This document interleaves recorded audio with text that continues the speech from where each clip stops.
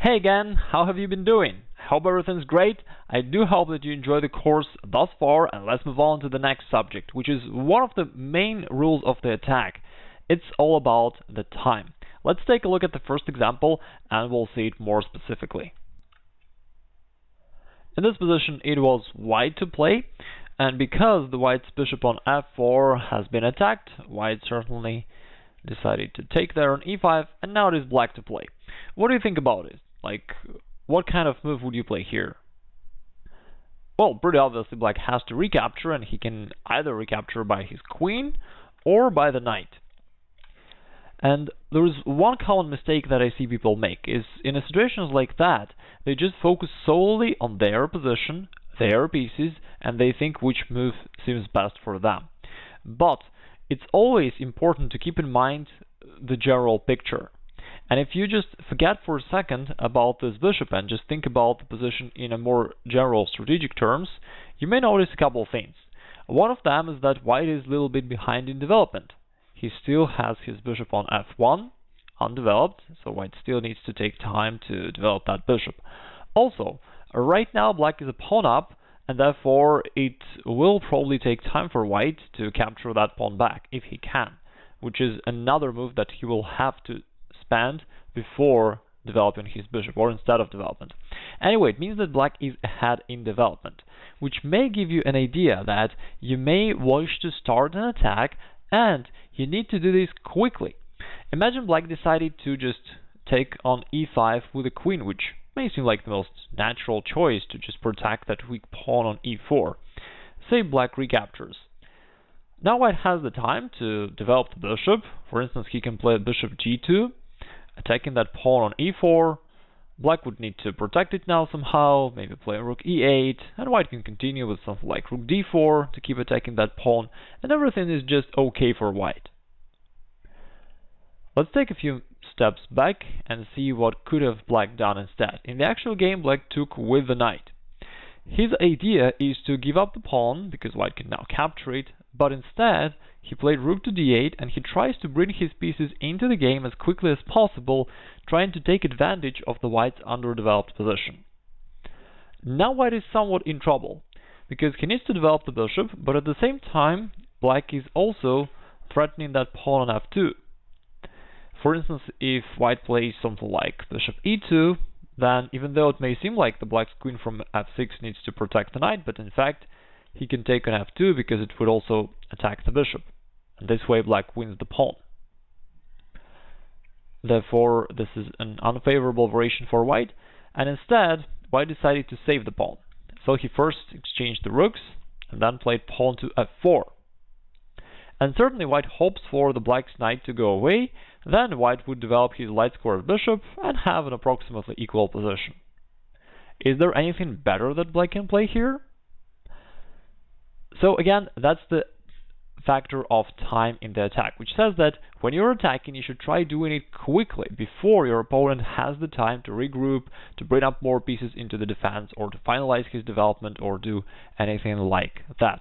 That's why, while attacking, always ask yourself, how can I attack now? How can I force my opponent to defend instead of doing something that he wants? For example, in this position, are there any attacking moves that black can play?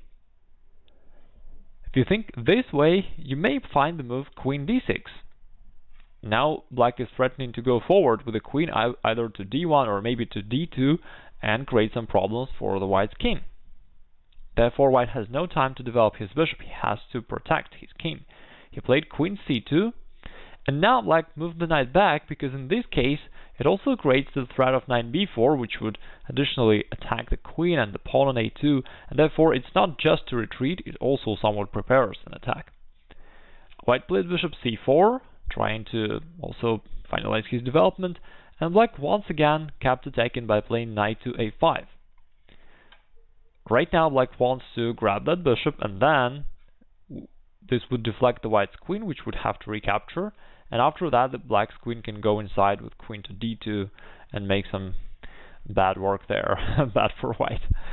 So white played bishop e2 to save the bishop, and black found another attacking move, queen e6, and this time it's a double attack to the white's pawn on e3 and to the pawn on a2. And there is no way for white to protect both of these pawns simultaneously, therefore white would lose one of them, and within several next moves white lost the game as well. As usual, if you want to see the entire game, you may go to the supplementary materials, and there you can find all these games like in full, in PGN format. Right now we'll stop here because black already got a decisive advantage here at this point. And it was just a nice illustration of this rule that you shouldn't just think about like which move is natural for me to play. Evaluate the general situation, and if you think that there are some reasons for you to believe that you can start attacking, then you may need to rush into the attack and do it as quickly as possible. Here's another example, the game between Gąsiorowski and Alokhin, who was the first world chess champion. White played pawn to e4, e5, bishop c4, knight f6, so far everything's pretty standard, d3, c6, and queen e2. And that's already the first move, which is like the second best option. In an opening we need to develop minor pieces first, now the queen. Black played bishop e7, here white played pawn to f4. And once again, it may seem like an attacking move, and a lot of amateur players love playing like that, but in reality, once again, white is ignoring development of his minor pieces, which is a mistake. And therefore, whenever you play your game and you see that your opponent makes wrong moves or second best moves, it means that you should not be, scared about his attacking attempts. Quite the contrary, you need to try to find a way to rush into the attack and to make your opponent regret about his mistakes. That's why black played d5, attacking the bishop. He wants to start counter-attacking. White capture the pawn, and right now, if black would recapture somewhere here, with, let's say, pawn takes d5, white can go bishop b5 check, and then possibly take the pawn on e5. So instead, black decided to take that pawn on f4. By the way, notice that it is actually a pawn sacrifice, because instead of just taking the pawn on f4, white can now take the pawn here, and then take back the pawn on f4. And at this position, white is a pawn up. However, black gained some temples for development of his pieces, and therefore, since now he had a development, just like we discussed earlier, now he can start playing some attacking moves right away. For instance, he can go knight d4, attacking the queen and the pawn, and that's already somewhat a little bit unpleasant for white. And later on, black will certainly castle, place his rook on e8, and will try attacking white there. And that didn't seem like a very good thing for white, therefore in the real game, white just took the pawn on f4. And black castled. Once again, you may notice that instead of collecting the pawn back, black tries to always just finalize his development first and foremost. White played knight to d2. At this point, black finally recaptured the pawn because anyway he needs to develop the knight somehow. White played bishop b3. Here there was another interesting moment. Black certainly could have played knight c6, and that's definitely a normal option. But when you are ahead in development, when you wish to attack, you need to try to create threats as soon as you can. And for that single reason, knight c6, even though a perfectly fine move, may not be the best. If you ask yourself, how can I attack right away? You will come to some other moves that you may consider. For instance, bishop g4, attacking the queen. One interesting option. Another one was played by Alokhin. He played pawn to a5, threatening to capture the bishop after a4. White played pawn to c3, but black still can push the bishop away. And after bishop retreated back, black continued with pawn to a3, destroying the white's pawn structure. Whenever you can create some weaknesses in the opponent's pawn structure, you create some targets for your attack in the future, and therefore it's a great thing to do. White replied pawn to b3. Now, how can black attack here? Again, bishop g4 is still an option. Another one is rook to e8, which creates a threat of discovered attack, which actually happened on the next move because it's hard for white to stop it anyway. He needs to remove either his queen or the king from this dangerous line, which he did by castling queenside, but now black can make that discovered attack anyway, and he played bishop to b4, which is an attack of the queen, but at the same time black wants to grab the pawn. White retreated with the queen, black captured the pawn, and certainly that's a very great thing for black, as you can see that the bishop is now close to the white's king, and it does create some possibilities for black in the future. White played bishop g5, trying to pin the knight. Here black continued developing his piece. He played knight to c6, and now again it's not just a development, because this knight is really ready to take part into the attack the bishop, attack the pawn, and create some serious threats to white. White played knight to f3. Finally he continued his development, rather finalized his development, but of course the cost for that was too high. He had to expose his king, weaken his position on the queen side, create a bunch of weaknesses, and therefore black has strong potential for the attack. And at this point it was probably the easiest thing for black just to play knight b4 and to start its very strong attack right away, but instead Alokhin found an interesting tactical trick which he decided to play, and it's a quite fun variation to watch, so let's see what happened in the game. He played d4, and his idea we can notice on the next move after white played rook to e1. Black played bishop b2 check, king b1, and then all of a sudden knight to d5. That's been the idea behind the move pawn to d4. It seems like black is sacrificing the queen, but in reality he has prepared the move knight to c3 checkmate. And there is actually no way for white to stop that anyway. White took that rook on e8, black recaptured. How can white stop knight c3 checkmate now? He played knight e4, but black certainly has the way to continue his attack. Can you see the winning continuation? I'll give you a few seconds to think about it. Black can eliminate the defender of the c3 square by playing queen takes e4. And he insists on playing knight to c3 checkmate. White once again tried to protect that square by playing bishop to d2, and here Alokhin played another fun move, queen e3. Black still noticed that white can't really move that bishop away from d2 due to this knight to c3 checkmate threat, and therefore he really made another move forward with his queen, creating some stronger pressure on the white's position. White played rook to e1. And it just really shows how important it is to always be careful in chess, because black is certainly almost won the game already, and everything is in black's favor. But if black would just make one careless move, queen takes f2, just thinking that white is desperate and he lost his queen, there would be this back rank checkmate. And annoying losses like that happen all the time, especially in the internet blitz games.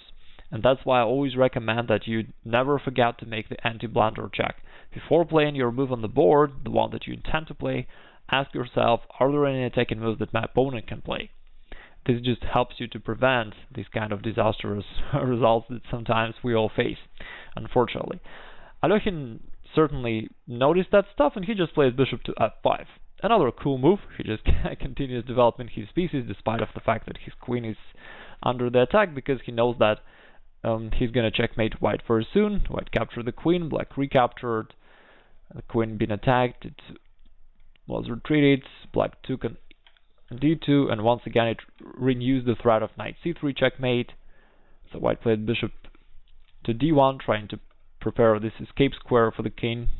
Black covered that square as well, and on the next move he finally delivered that beautiful checkmate with knight to c3.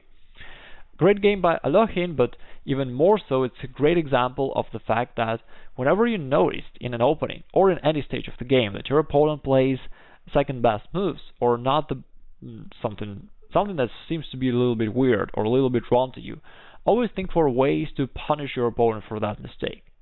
The way to do this is to start attacking. Try to create threats so that your opponent has no time to cover his position and to eliminate the negative consequences of the mistakes that he made. Doing so will help you win brilliant games just like this. And there we go with the final game of this lesson between Conquest and Hrachik, the two Grandmasters. It is white to play. How do you think about this position? How would you play here as white? Imagine if that's your game. What are the moves that seem to be the most natural to you here?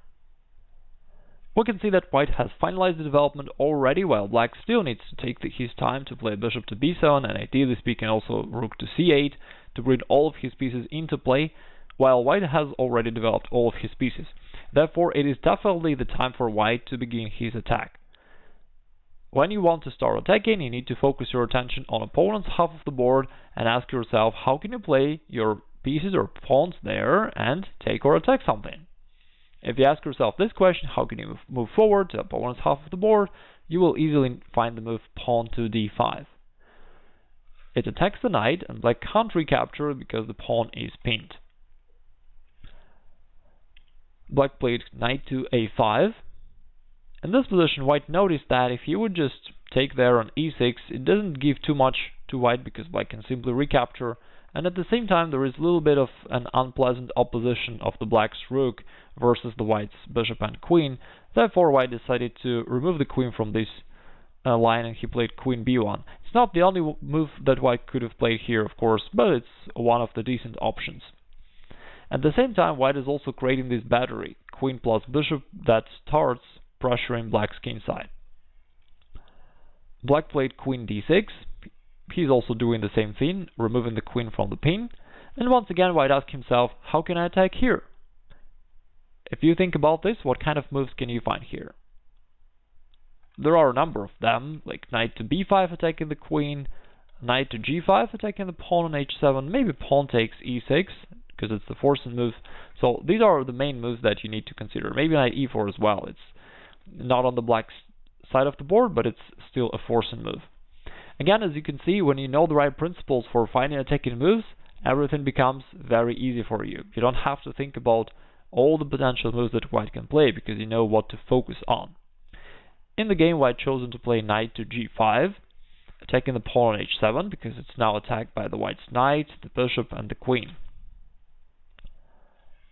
Black played g6, and here white found that he can finally take on e6 and start destroying the black's position. Black recaptured on d3. Maybe he was hoping to win the piece, but there was a problem for black here that white can push his pawn forward to e7, and there is no easy way for black to stop that pawn. Black can't just remove the rook to e8 because the rook needs to keep protecting the queen, otherwise it will simply be captured. In case black wants to trade off the queens in between and then remove the rook, white certainly doesn't have to recapture right away. He can first grab that rook on d8 with check, and only then capture back the queen, which would just give white significant material advantage. So that's also not an option for black. That's why black just played rook to d7. And now, certainly white can play pawn to e8 right away, trying to promote the new queen, but this pawn will be taken by the knight. So white first decided to eliminate the knight, and he played knight to d5, hoping to eliminate the knight from f6 and then just promote a whole new queen. At the same time, the black's queen on d3 is still hanging, therefore black is already in a big trouble. He played rook takes d5, trying to somehow cope with all of his problems that he's facing.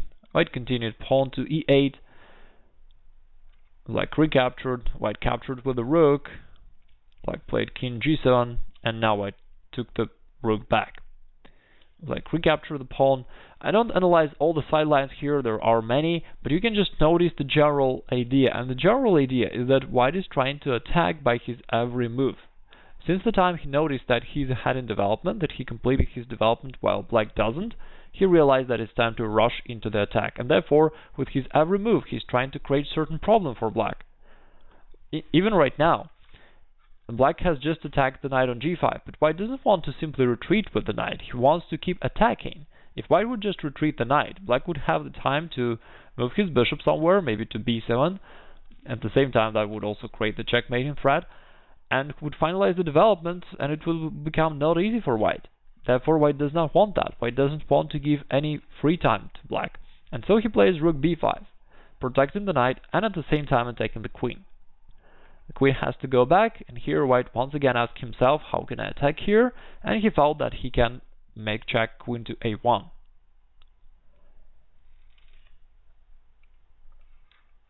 Black played pawn to f6, white played knight e4, attacking the queen. The queen retreated to c6, and at this point white just took the pawn on f6. Again, white is always looking for forcing moves, and he wants to eliminate the pawn cover of the black's king so that he can start attacking right away. What can black do here? In case he takes that knight on f6, it really doesn't work because white can play rook to e7 check, and on the next move to grab the queen. Black's queen cannot take the rook because it's pinned. There is the black's king behind. desperation black is losing, and in case black tries taking another piece of white, the rook on b5, here there's a beautiful checkmate white can deliver, starting with knight to g8, and it's a check from the white's queen. The king has to go to f7, the only square, and then the white's queen joins the party, plays queen to f6 check, king e8 is forced, and then queen e7 checkmate. And that's a brilliant continuation, a brilliant finish of this game where white just noticed that black is underdeveloped and noticed that black never had the time to finalize his development because white was attacking by his every move. And it's a very powerful strategy. The black player is a strong grandmaster, 2600 rated, but you can see that he lost this game without finalizing his development even, just because the white's attack was so strong and most importantly, so quick.